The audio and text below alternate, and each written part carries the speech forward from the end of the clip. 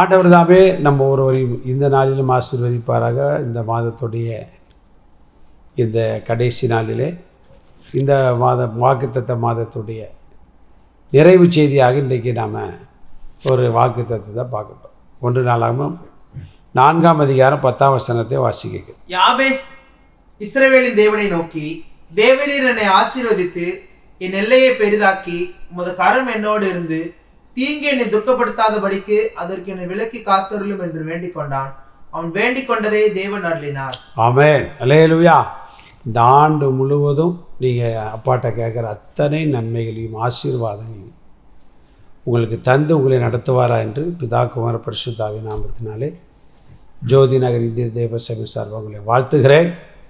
கண்டிப்பாக நம்முடைய தேவன் நம்ம வேண்டி என்ன கேட்டாலும் கண்டிப்பாக தருவார். அவர் நம்முடைய தகப்பன் அல்லவன், நமக்காக ஜீவனே கொடுத்தவர்.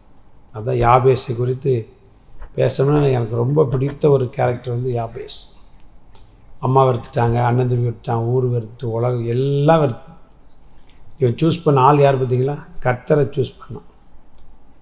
அம்மாவை இருக்கட்டும், உடம்பிறப்பு இருக்கட்டும், கூட சொந்த பந்தங்கள் இருக்கட்டும், ஊரே இருக்கட்டும், நம்மை வெறுக்காமல் ஆசீர்வதிக்கிற ஒருவர் ஜீவனோடு இருக்கிறார். கர்த்தருடைய நாமம் மகிமைப்படுவதாக. அவர் நிச்சயமாய் நம்ம என்ன செய்வார்? ஆசீர்வதிப்பார். அவர் ஜீவனுள்ள தேவன் என்று அவன் அறிந்தான், புரிந்து கொண்டான், தெரிந்து கொண்டான். தேவன் அவன் என்ன செய்தார்? ஆசீர்வதிச்சார். கரெக்டாக போனான், ஆண்டவரை நோக்கி கேட்டான். கர்த்தர் அவனுக்கு என்ன செய்தார்? டாப் மோஸ்ட் தூக்கிட்டார். பார்த்தீங்களா? அம்மாவுக்கு முன்பாக, அண்ணன் தம்பிக்கு முன்பாக, ஊராருக்கு முன்பாக யாபேஸ் சகோதரர் எல்லாரை காட்டிலும் கனம் பெற்றவனாக இல்லை. இந்த ஆண்டு உங்களை யாரெல்லாம் அற்பமாக பார்த்தாங்களோ, தரக்குறைவாக பார்த்தா, கேவலமாக பார்த்தாங்களோ, உங்களை பார்த்தாலே மூஞ்சி அப்படி வெட்டிக்கிட்டு போவாங்க பார்த்தீங்களா? அப்படி யாரெல்லாம் போகிறாங்களோ அப்படியே ஆண்டவர் திரும்ப வேற மாதிரி பண்ண போகிறார். வெட்டுன மூஞ்சிலாம் நம்மளை தேடி வரும். வெட்கப்படுத்தின வருவாங்க, நம்மளை கேவலப்படுத்தினவங்க வருவாங்க, நம்மை அவமானப்படுத்தின வருவார். அதுதான் யாபேஸின் இந்த சப்ஜெக்ட் எல்லாருக்குமே பிடிக்கும்.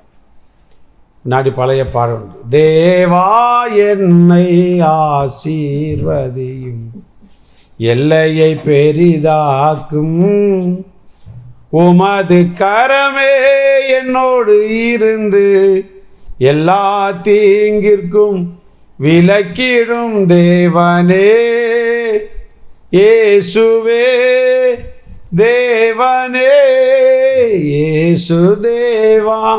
அந்த இயேசு தேவன் இந்த ஆண்டு முழுவதும் உங்களை நீங்கள் கேட்டெல்லாம் தந்து உங்களை ஆசீர்வதிக்க போகிறார், உயர்த்த போகிறார், மேன்மைப்படுத்த போகிறார், தப்புவிக்க போகிறார், கனப்படுத்த போகிறார். உங்களோட குடும்பத்தை, ஊழியத்தை கர்த்தர் ஆசீர்வதிக்க போகிறார். யாரெல்லாம் உங்களை நிந்தித்த அவர்களை காட்டிலும் கர்த்தர் உயர்த்த போகிறார். எல்லாரும் டாப் மோஸ்ட் கொண்டு போய் யாபேஸ் எப்படி நடந்துருப்பா பாருங்கள். எந்த இடத்துலாம் தலையை குனிஞ்சு நடந்து ஒளிஞ்சு ஓடி ஒளிஞ்சானோ அந்த இடங்கள்லாம் பாருங்கள், அவனை கண்டு ஓடி ஒளிஞ்சிருப்பான். முன்னாடி போய் கிடையாதுப்பா, இப்போ அவர் தான் ஊர் தலைவர் இருப்பான். அப்படி ஒரு பெரிய ஆசீர்வாதத்தை கர்த்தர் உங்களுக்கு இந்த ஆண்டு வச்சிருக்கிறாரு. யார் என்ன சொன்னால் அதை பற்றி கவலைப்படாது. யாபேஸை போல் அவன் ஒருத்தரையும் டோன்ட் கேர் அப்படின்னு வச்சான். ஆண்டவரை போய் பிடிச்சிக்கிட்டான், அவர்கிட்ட போய் கேட்டான். வாசிக்கிற வேண்டிக் கொண்டபடியே அவனை ஆசீர்வதித்தார், அவன் எல்லையை பெரிதாக்கினார், அவனுடைய கரம் அவனோடு கூட இருந்தது, தீங்கு அவன் பக்கத்தில் வர அப்படி காத்துக்கொண்டார். அதே தேவன் இந்த ஆண்டு முழுவதும் அப்படியே உங்களை பாதுகாத்து நடத்துவார். God bless you. கர்த்தர் உங்களை ஆசீர்வதிப்பார். நாளை வாக்குத்தத்த ஆராதனை ஆன்லைனில் ஆலயத்தில் சந்திக்கலாம். நாளை ஞாயிறு ஆராதனை, அதற்கு அடுத்த நாள் திங்கட்கிழமை கண்மலை நிகழ்ச்சி சந்திக்கும் வரைக்கும் தேவ கிருபை நிமித்தமாக. God bless you.